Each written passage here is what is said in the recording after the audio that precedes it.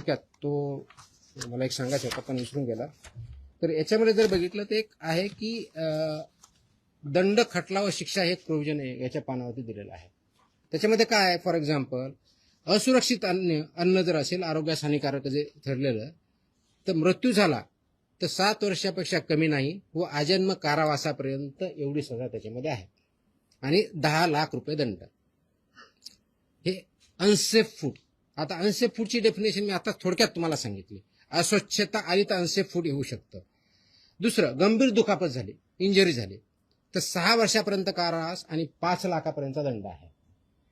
गंभीर नसलेली दुखापत झाल्यास 1 वर्षापर्यंतचा कारावास आणि 3 लाखपर्यंतचा दंड आहे.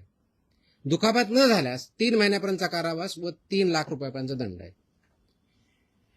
त्याचबरोबर आता जो एक मुद्दा आला आहे की अधिकाऱ्यांचं काय, तर अन्न सुरक्षा अधिकाऱ्यास, ज्याला FSO म्हणतो, जो बेसिक ऑथॉरिटी आहे, अडथळा अथवा त्याची तोतयागिरी कुणी केली तर त्याला 3 महिन्यापर्यंतचा कारावास आणि 1 लाख रुपयापर्यंतचा दंड हे त्याच्यामधलं प्रोव्हिजन आहे.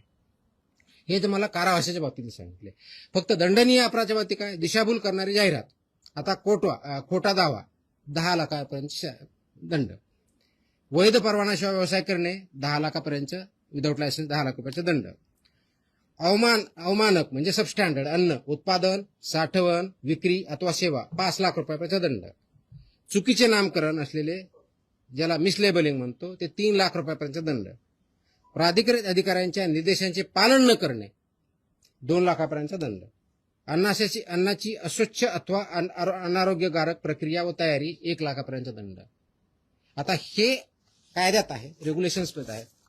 कदाचित इम्प्लिमेंटेशन एवढे स्ट्रिक्टली झाले नसतील, बट इथून पुढे 100% होतील आणि त्याचा परिणाम आपल्या ह्या इंडस्ट्रीवरती, हेल्थवरती अल्टिमेटली होईल. जे आपल्याला आपण जे कॅम्पेन घेतलेलं आहे की safe food, safe drug, safe Maharashtra, तर सेफ फूडच्या पार्टमधला हा एक पार्ट आहे. त्या दृष्टिकोनातून आपण काम करतो.